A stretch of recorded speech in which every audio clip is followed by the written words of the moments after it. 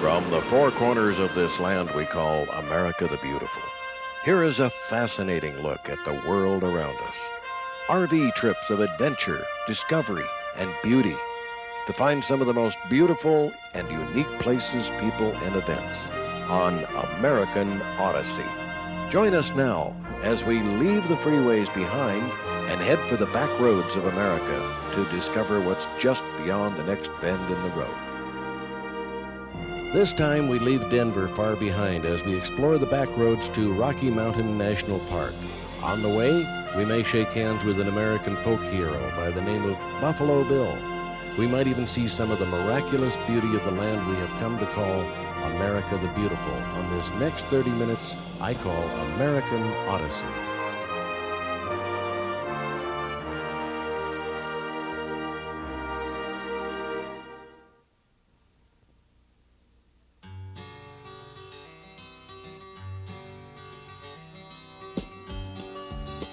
The Rocky Mountain National Park. Our objective on this American Odyssey is an experience rather than a destination.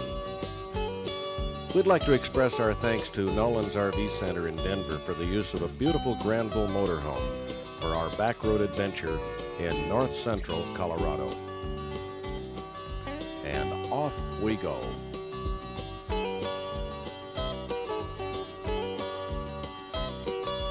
Centered in the middle of the West, Colorado shares some of the most spectacular scenery and interesting history of the West.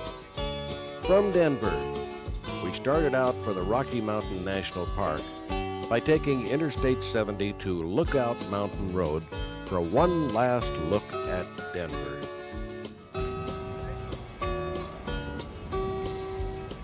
You want to see a big city? Okay, how about Denver, Colorado? Right over there.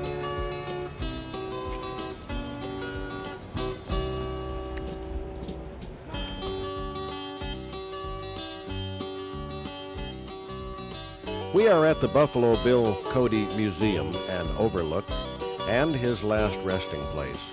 Here are displayed the exploits of a Wild West hero whose stories, fact as well as fiction, are still told to this day.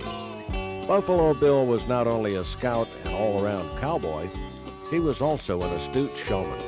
Well, I'll tell you, I never expected to meet Buffalo Bill in person. Hey, here's Buffalo Bill. How you doing? Hello there. How you doing today? Long time no see. Well, I've been waiting here all morning for you. Up here in this beautiful Colorado sun and... Boy, this is beautiful country, isn't it? You bet. Oh, yeah, man. Bet. We're going to do a little exploring on the back roads and see what it's really all about. Well, we got a lot of country here in good old Colorado, so you'll probably be here for a couple months. So you'll probably only scratch the surface if you're here that long. Well, if I'm going to do that, I better get going. You bet. See you later. Adios. Nice talking to you. Talk to you later.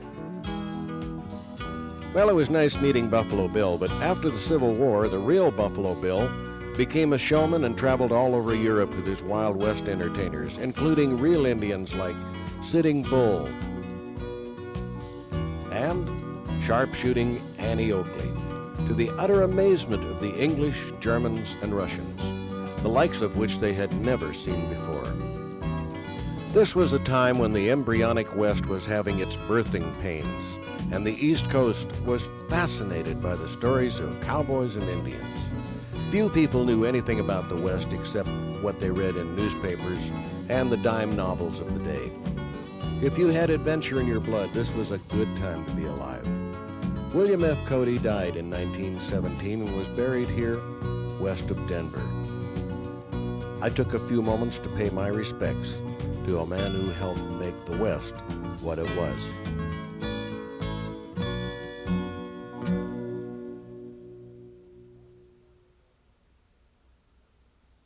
Well, we're traveling north on State Route 119. After passing through tunnel number 6, we found ourselves in the twin mining towns of Central City and Blackhawk. Of course, these two towns were only two of many hundreds of hard rock mining towns in Colorado.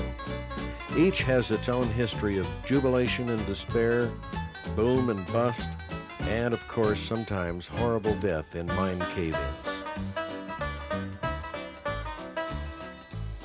Today it's tourism that has taken over the old mining towns. This is not something I do very often, but once in a while it's kind of fun if you realize you're not going to win.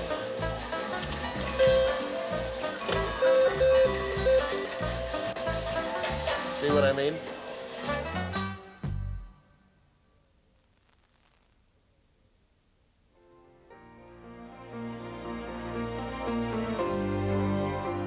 As we headed out of Black Hawk, twilight was approaching, and this is the best time to find wildlife along the way north. This beautiful buck elk was only about 100 yards from the road.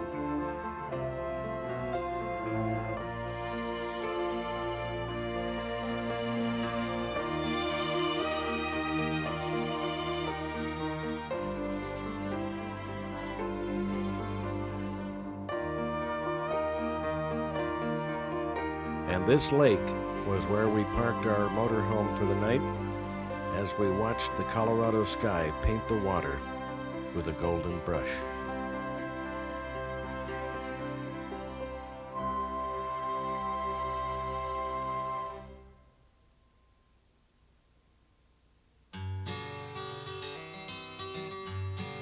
One of the places I wanted to visit was the charming Aspen Lodge that several people we met along the way suggested we visit. I'm glad we stopped here. This is one of the places that says, "You're in the West now, partner, and you're mighty welcome here." I was invited to go for a ride into the mountains.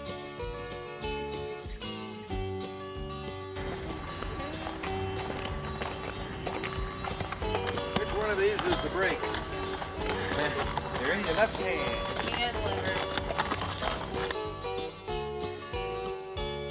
Okay, now move out, starting with the farthest horse to my right.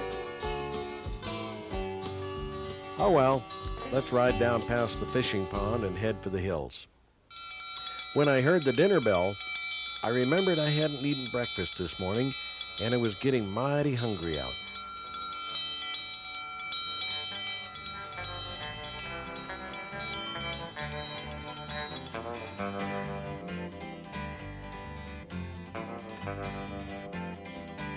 It was all I could do to rein my horse in as I wrapped my mouth around a delicious hamburger.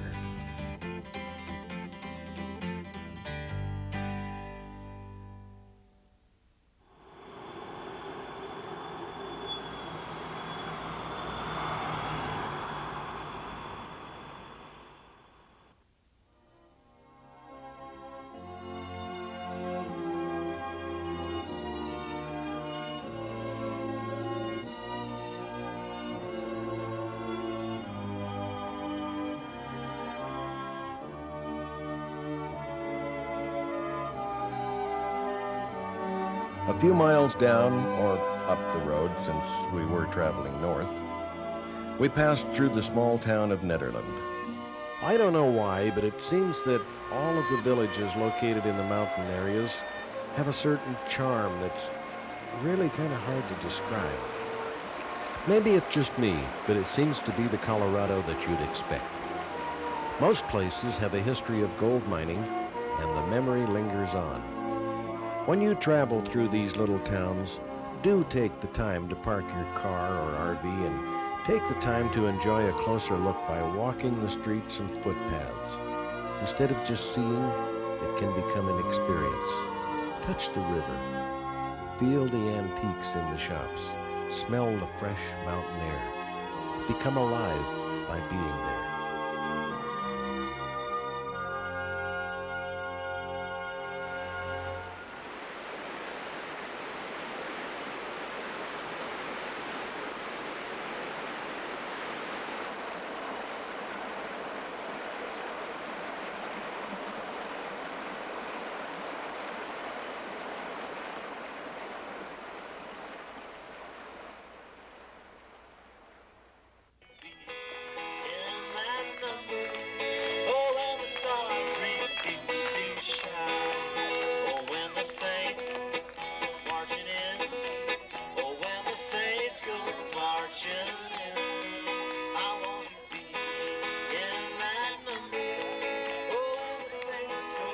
We were invited to join a group of RVers at Glacier Lodge near Estes Park.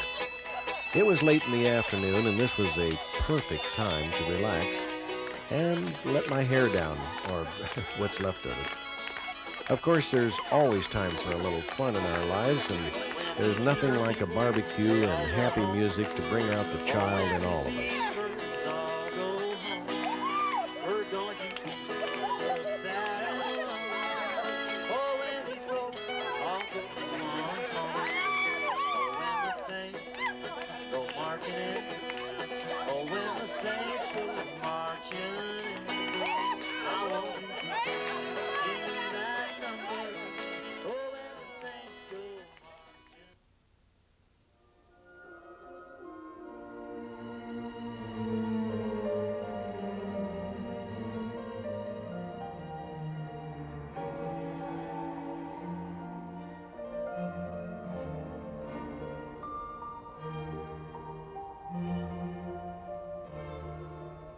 Later that evening, the red clouds to the west told me we were going to be entertained by nature as she displayed some of her summer fireworks.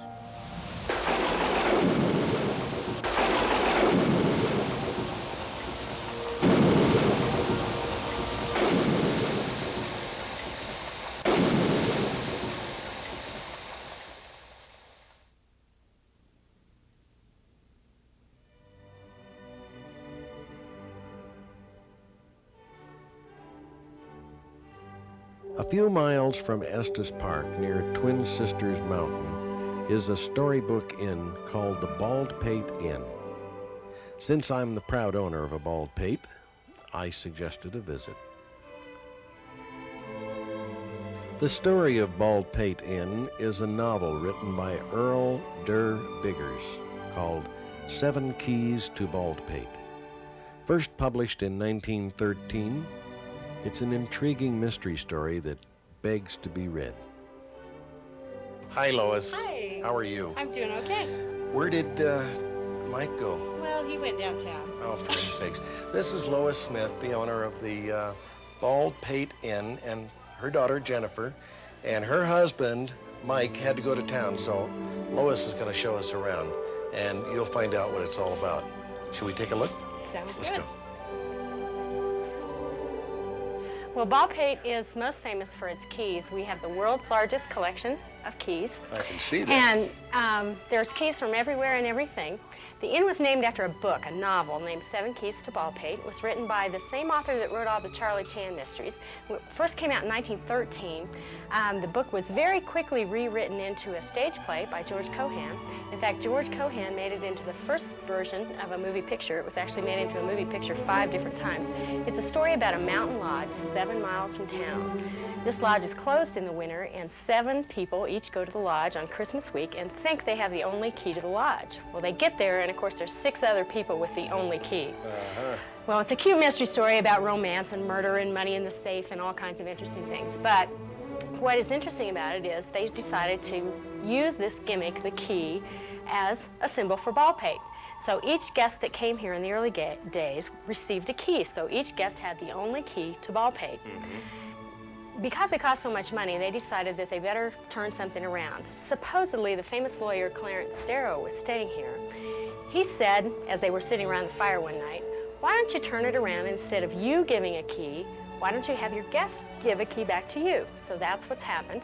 So in the early 20s, at some point, people started leaving keys at Baldpate or giving keys to Baldpate. And this is the result. And this is the result. 76 years later, here we stand in a room with thousands and thousands of keys. This room was actually built for the keys specifically in 1935. They had so many keys that they built this room for the keys. I'll bet you don't know how many keys are here. Well, actually, I sort of know how many keys were here. In 1978, a few years after we purchased the inn, we counted the keys. And in 1978, we had 14,107 keys.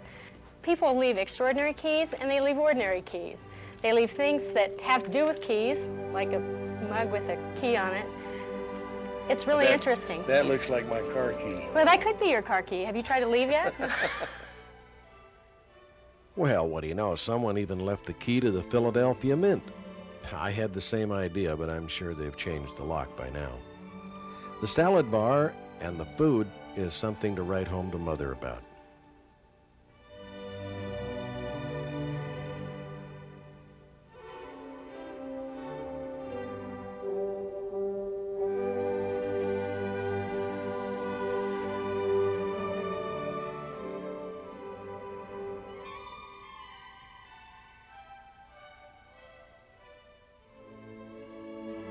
On the road again, this time a short jaunt north to the city of Estes Park, the gateway to Rocky Mountain National Park. When we pulled into Estes Park, we found a delightful RV park and spent the afternoon getting acquainted with other RVers. Driving through the park, I noticed there were all kinds of RVs here. Everything from luxury coaches to pop-up campers. The pop-up campers are particularly popular with the younger families with children. They were all here for the same reason, and one looked just as comfortable as the other. I took a ride on the tram to the top of Prospect Mountain. The view from the top is worth the ride, believe me. The tram was built in 1955 and goes a half mile up with a vertical rise of 1,100 feet. From 8,700 feet high above sea level, you can see everything, including a spectacular view of the city of Estes Park. The first white men to see this area were Joel Estes and his son Milton. That was in 1859. It took a long time before people settled this valley. It was incorporated in 1917 with 317 people. Today, about 5,000 live here year-round. Estes Park is a comfortable little town, and it's easy on the eyes. It has a pretty little riverfront park, and the folks are friendly here. It's the kind of place that wouldn't be hard to live in.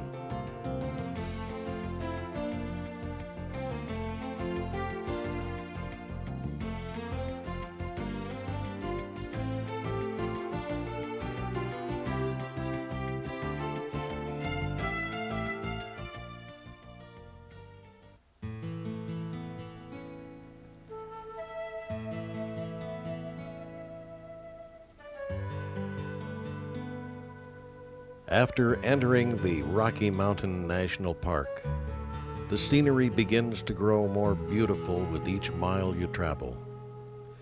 This is the land of unspoiled wilderness. A person can come here and find as much beauty as he or she is willing to look for. As I drove through the valley, I found a beaver pond by the side of the road. I stopped to admire the work of this marvelous creature that is programmed to build dams for the benefit of nature.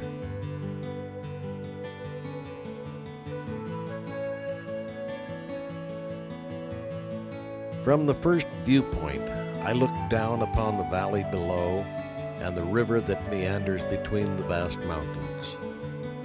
It's hard to describe the feeling one gets by observing this vast landscape of infinite beauty. This is a gray jay, but I call them camp robbers because they're brazen enough to take the food right off your plate when you're not looking. Just taking the time to watch as the clouds roll over the distant mountains is the best tranquilizer you can find. And it's all free. All you need is a few moments of your time.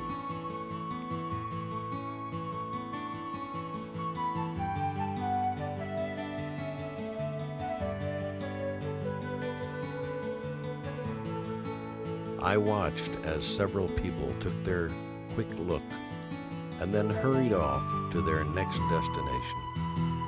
Few took the time to really see with their heart and soul the miracle of it all.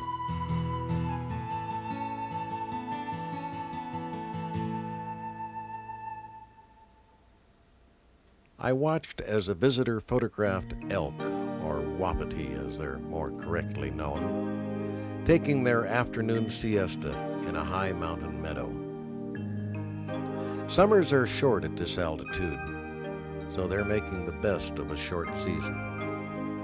What majestically beautiful animals they are.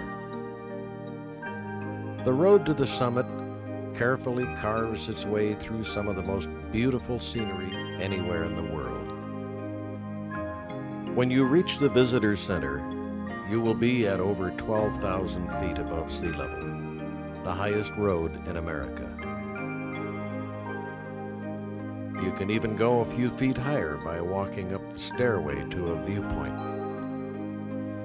Be advised, you'll be huffing and puffing at this altitude, and you'll probably want to take a sweater or jacket with you if you decide to hike the trails, as they can get chilly up here even in the middle of summer. It's been known to snow here in August. Not very often, mind you, but it can happen.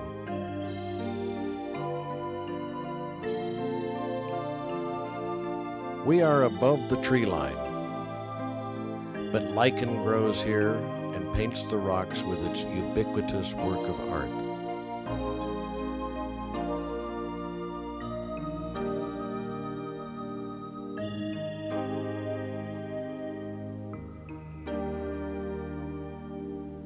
All you see here is another example of the work of the master painter of the universe. As I climbed up to my rocky perch, I knew that God wouldn't have to sign his name to this beautiful picture of the Rocky Mountains, because nobody else makes mountains.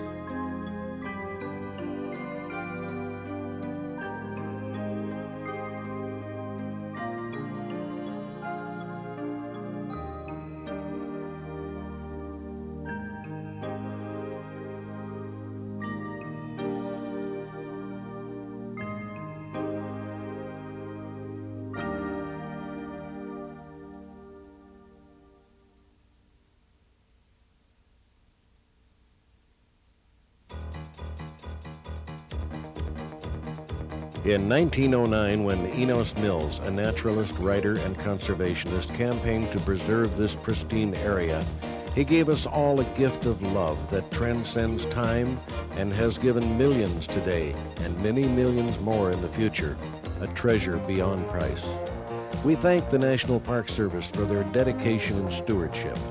Without their help, our America would certainly be a bleak landscape. I'm Rudy Schroeder. Thanks for watching American Odyssey.